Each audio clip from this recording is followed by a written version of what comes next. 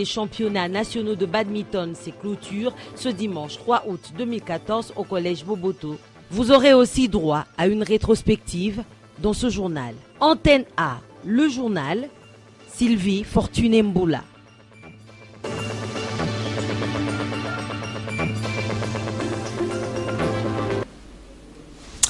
Bonsoir à tous et bienvenue à cette grande édition dominicale et surtout merci de nous rester fidèles. Nous aurons deux invités dans ce journal.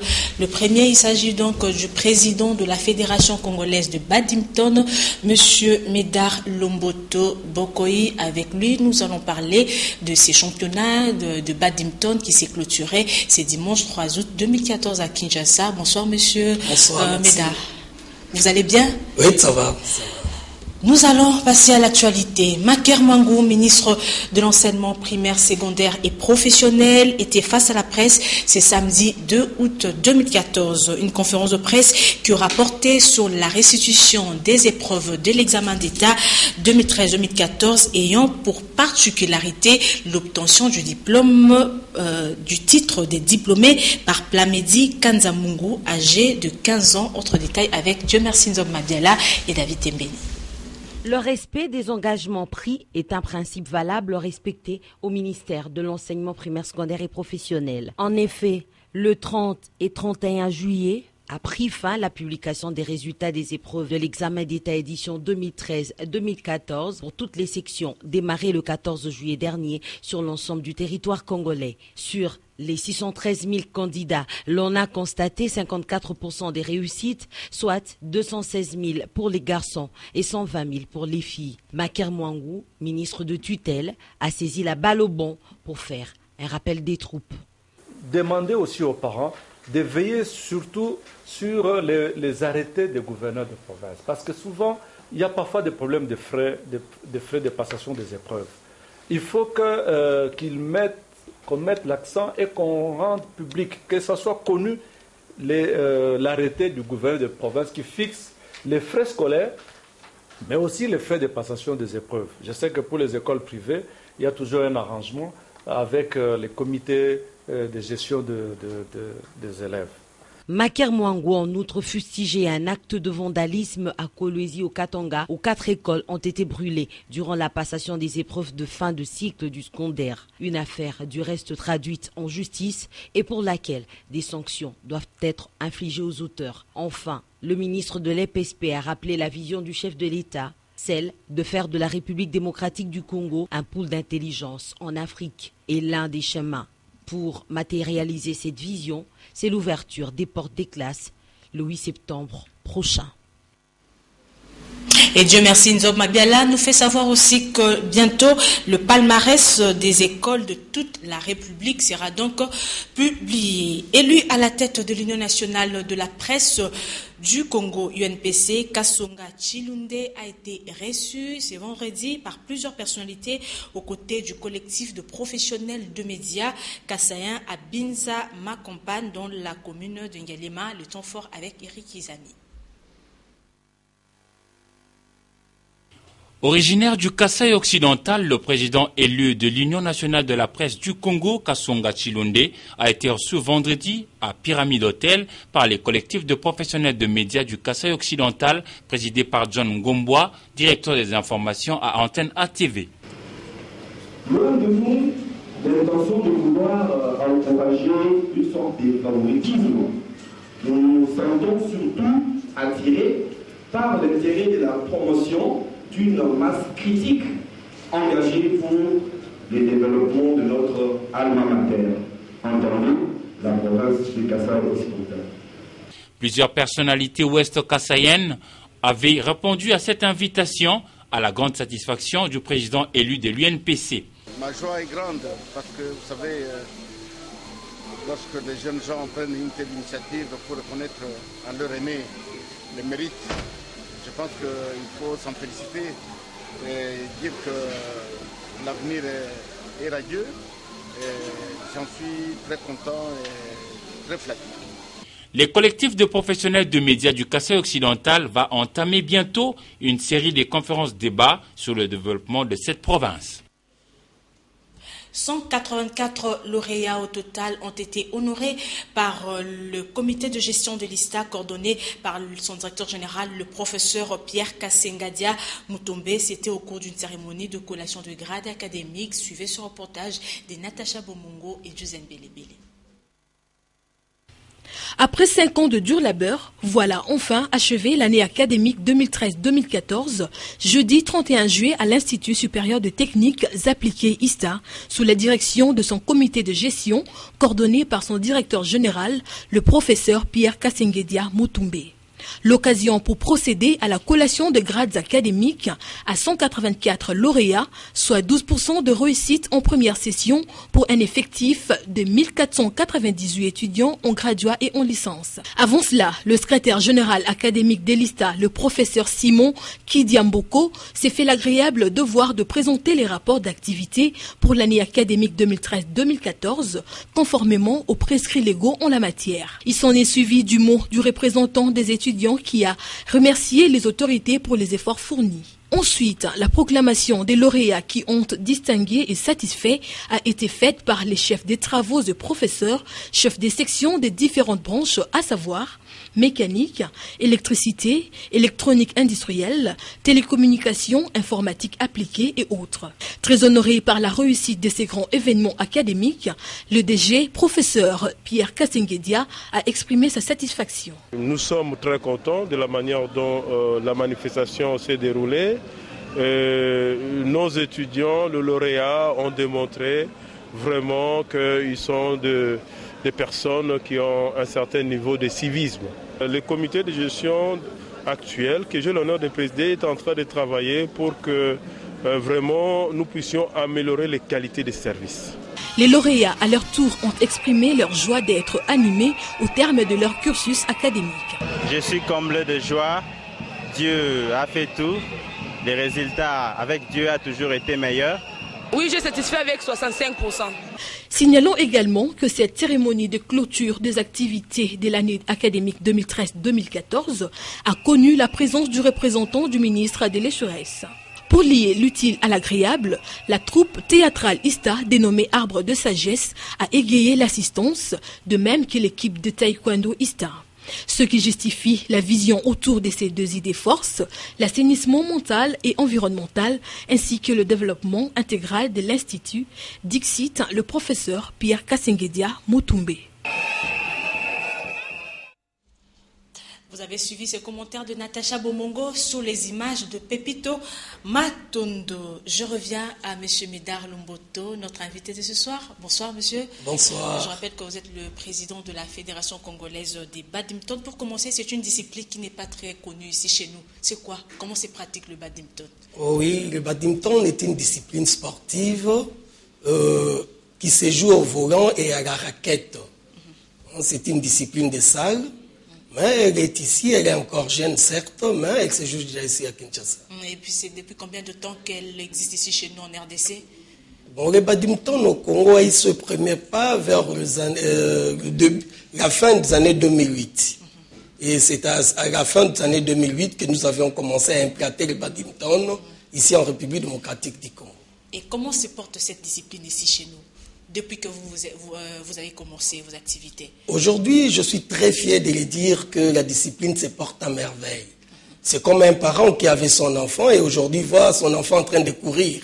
Alors pour moi, c'est un motif de fierté. Donc je suis très fier, la discipline se porte tellement bien. Dans ces cas, nous allons suivre ce reportage que nous proposent Ndaye Ilambwechi et Damien Maungu sur la 3e édition du championnat national des badminton qui s'est clôturé ce dimanche au Collège Boboto. Reportage.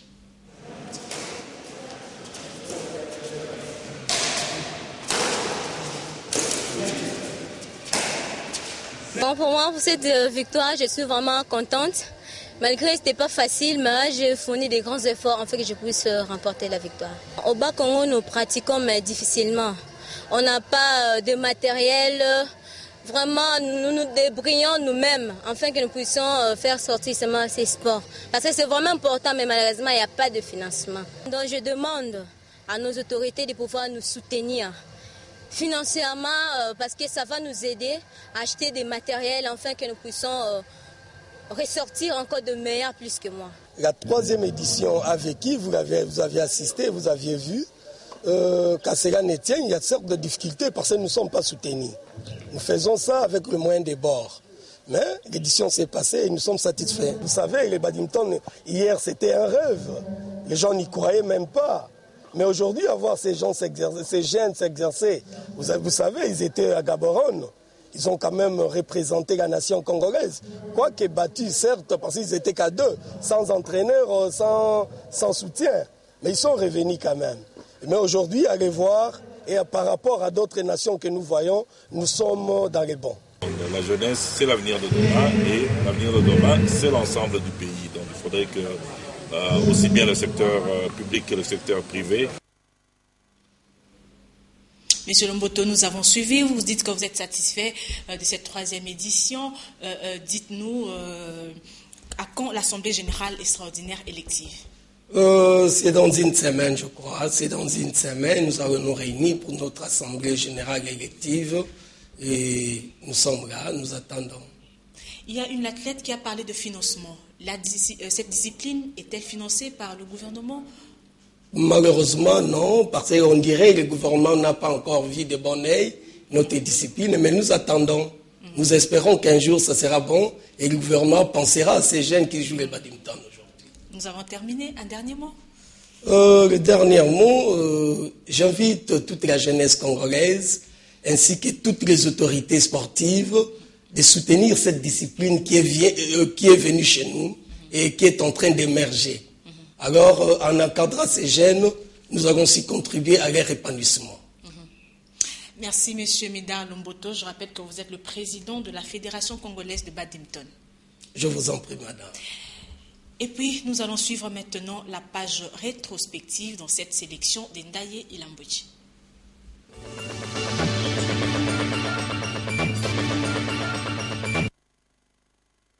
La Convention de Genève de 1951 et le protocole de New York de 1967 relatifs au statut des réfugiés ont été ratifiés de façon quasi universelle par les États membres des Nations Unies.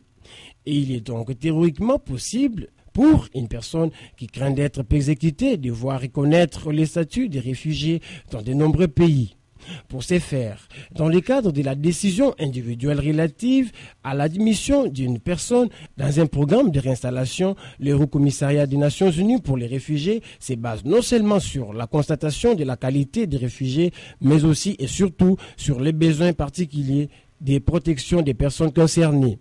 Cependant, pour les réfugiés qui, en raison des risques perpétuels des persécutions, ne pourront pas retourner dans leur pays d'origine dans un avenir prévisible, mais qui en même temps n'ont qu'une perspective de séjour durable dans l'état dans lequel ils ont en premier trouvé refuge, parce que leur vie, leur sécurité, leur santé et d'autres droits de l'homme fondamentaux ne sont pas garantis.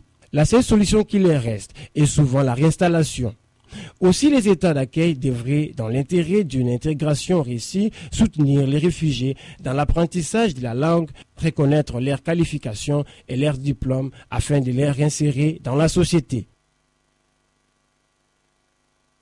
Les échanges autour du budget de l'État instauré par le gouvernement congolais depuis maintenant 3 ans commencent à porter des fruits. Tel qu'en témoignage, la mobilisation de la nation représentée à la cérémonie d'ouverture du séminaire sur le budget participatif par différentes institutions, sociétés civiles, parlements, cours et tribunaux, ainsi que les partenaires techniques et financiers du gouvernement. Pour le vice-premier ministre, ministre du budget, Daniel Moukoko Samba, c'est un moment important pour la nation dans le cadre du processus d'élaboration du budget 2015. Depuis 2012, le gouvernement s'est engagé à formuler le budget de manière à assurer un lien étroit entre les politiques publiques et les allocations budgétaires.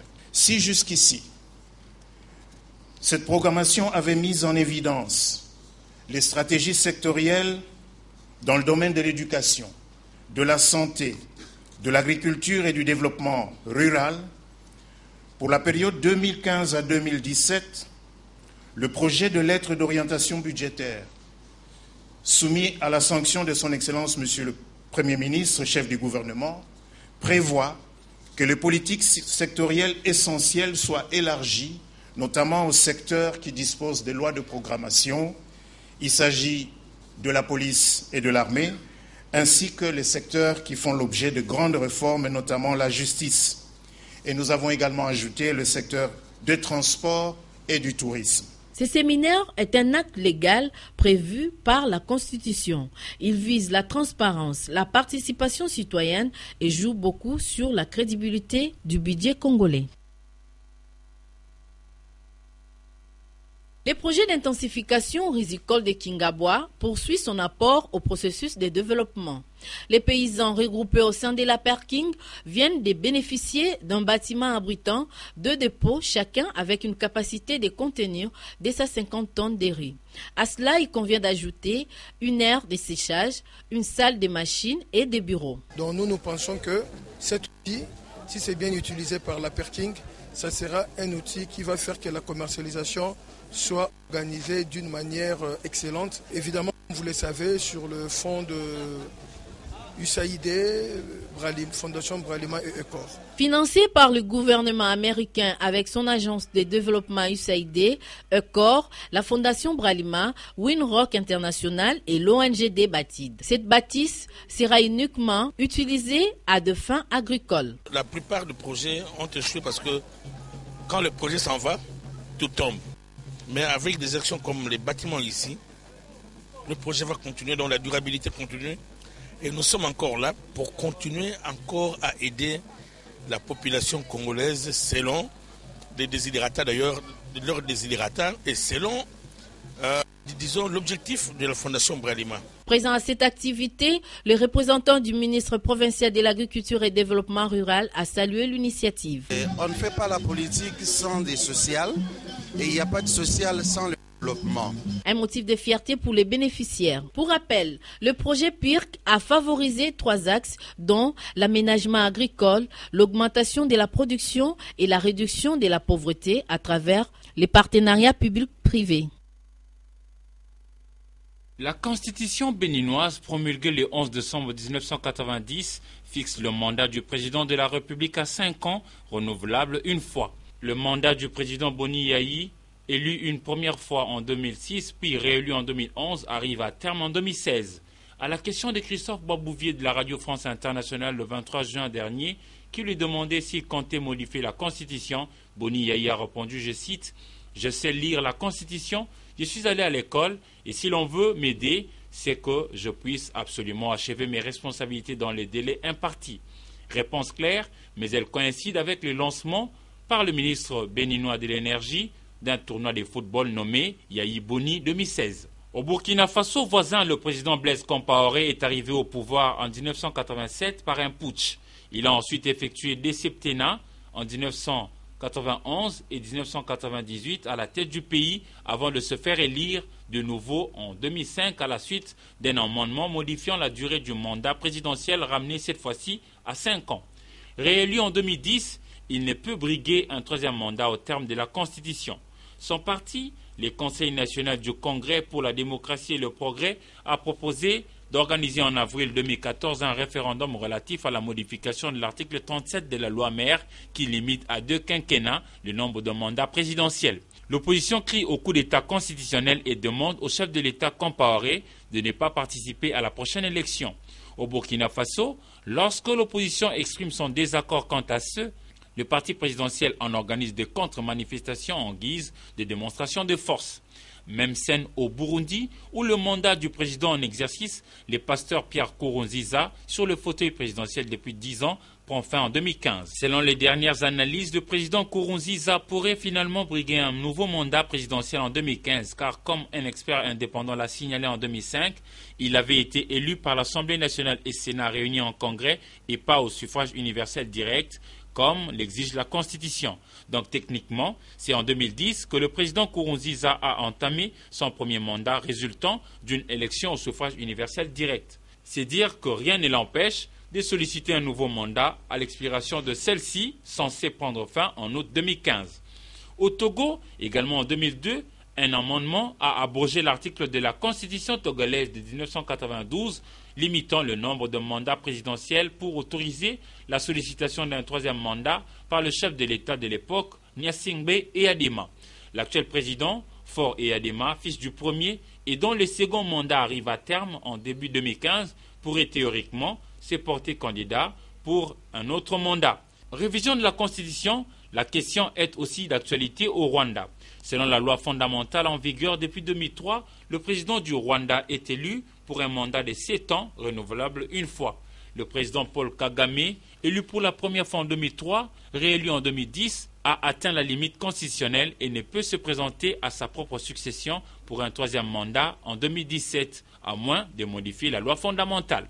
Même question évoquée au Congo-Brazzaville.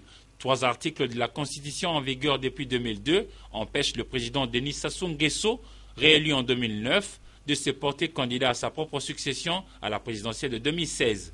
L'article 57 limite les septennats renouvelables une fois. Et l'article 58 fixe à 70 ans la limitation d'âge pour les candidats à l'élection présidentielle.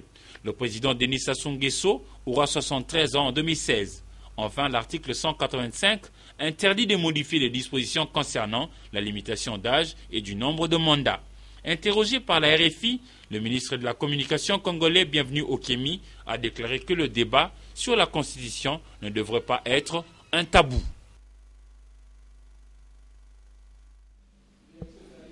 Que toute loi a toujours des dispositions qui prévoient sa propre révision. Bon, les articles verrouillés, je n'entre pas dans le débat qui est trop partisan, parce que ces mêmes articles verrouillés, naturellement, ils sont verrouillés dans le temps. Parce qu'il n'y a pas de loi immuable, naturellement. À moins que le droit évolue autrement. Je sais que le droit, comme science sociale, et les faits sociaux sont dynamiques. Et il y a même un principe qui dit, si les circonstances qui ont conduit à ce verrouillage ne sont plus les mêmes, en quoi on peut encore parler du verrouillage? La Constitution prévoit elle-même les mécanismes de sa révision. Mais maintenant, la question fondamentale qui se pose dans la population, est-ce que c'est opportun au moment actuel de pouvoir réviser la Constitution? En faveur de qui et contre qui? Mais moi, personnellement, je me pose la question de savoir, est-ce que c'est opportun à ce moment ici? Je l'ai dit ouvertement, je ne suis pas un politicien, mais en tant que citoyen congolais, je suis contre la révision constitutionnelle. Parce que c'est un document qui a été adopté par l'ensemble du peuple congolais. Si vous voulez faire la révision, il faut recourir auprès de la population pour leur dire, écoutez, il faut réviser ou pas. Voilà au moins ma position que je donne là-dessus. Donc, s'il faut recourir au référendum, que ce soit le vrai référendum, qu'il n'y ait pas de tricherie. Parce que le peuple est souverain, laissez au peuple l'autonomie de réagir, de dire, écoutez, s'il faut, comment dirais-je, réviser la Constitution ou pas. Mais en ce qui me concerne personnellement, je suis contre la révision constitutionnelle. Durant 3 jours, soit du 28 au 30 juillet, le gouvernement, le Parlement, la société civile et tant d'autres partenaires ont échangé sur l'élaboration du budget. Ces échanges autour du budget de l'État, instaurés par le gouvernement depuis maintenant 3 ans, commencent à porter ses fruits. Tel qu'en témoigne la mobilisation de la nation représentée à ces séminaires par différentes institutions. Associés à elle, les partenaires techniques et financiers du gouvernement. Une rencontre d'une importance capitale pour la République démocratique du Congo dans le cadre du processus d'élaboration du budget 2015. J'ai suivi de très près le déroulement des travaux du séminaire, tant sur les différents exposés, les préoccupations qui s'en sont suivies, ainsi que sur les travaux en groupe. Et je voudrais ici vous rassurer que le gouvernement, tout en étant fier d'avoir institué ce cadre d'échange avec la société civile, avec les partenaires techniques et financiers et avec les experts de différents départements, le gouvernement donc va poursuivre ses efforts parce qu'il s'agit là de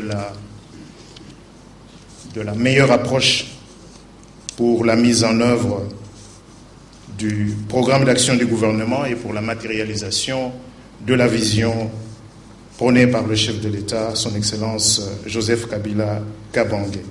Il convient de rappeler que ces échanges vise la transparence, la participation citoyenne et joue beaucoup sur la crédibilité du budget. 600 personnes, c'est le nombre de victimes du virus d'Ebola en Afrique.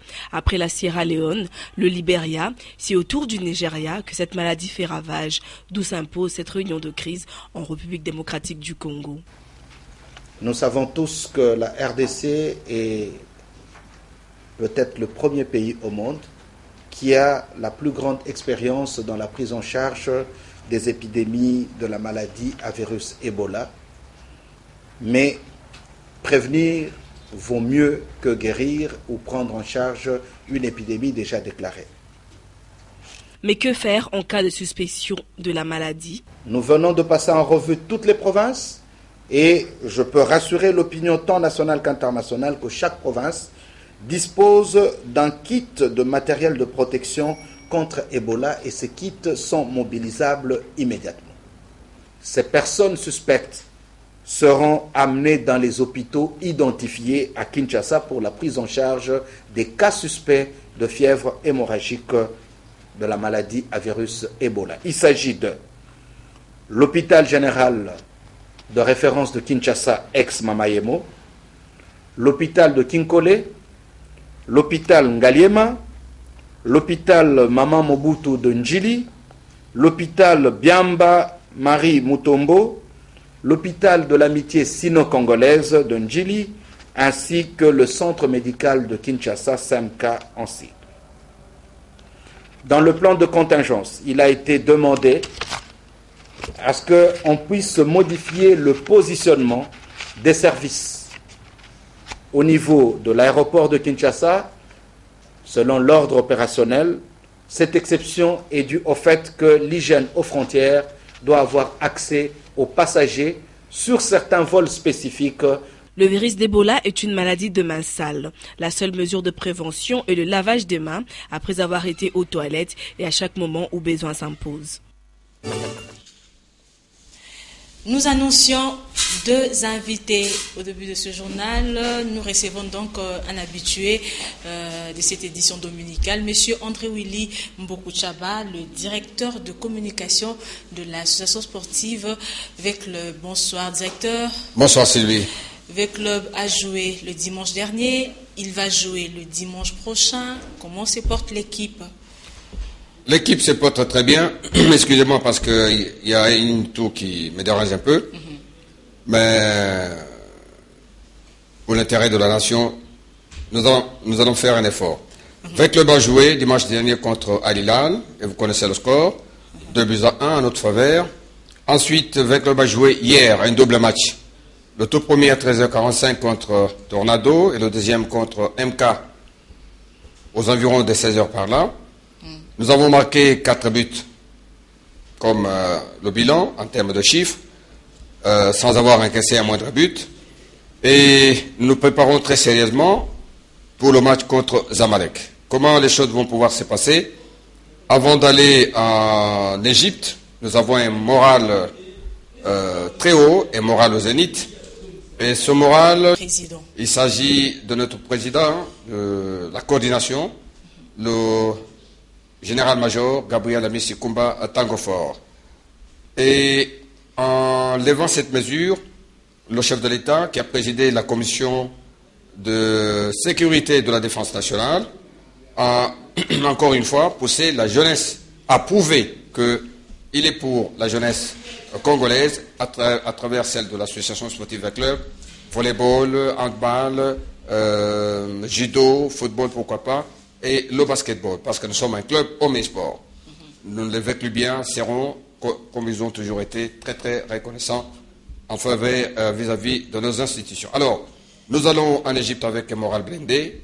L'objectif est de battre notre adversaire sur son propre terrain et ramener à Kinshasa les 3 points et la victoire, synonyme d'une qualification pour les demi-finales. Donc, nous avons la victime conviction que cela sera fait, compte tenu de la santé actuelle qu'ont, n'est-ce pas, nos joueurs sur le terrain. En plus, je vous signale que Younous, le Gandé, l'expatrié, qui était dans son pays et qui est revenu, a fait un très beau match hier, à la plus grande satisfaction de toutes les tendances confondues du sport à Kinshasa. Et puis, bon, on doit compter sur lui pour le comportement de la ligne d'attaque. Eh bien, voilà tout ce que nous pouvons dire pour l'instant. Mais nous souhaitons que tout le monde nous accompagne, comme il nous a accompagnés lors du match contre Al Hilal et lors également de toutes les rencontres précédentes. Merci directeur, bonne chance avec le club. Ce journal est terminé. Merci à vous tous qui l'avez suivi. Le prochain c'est demain à 7h30. Au revoir et très bon suite de programme sur nos antennes.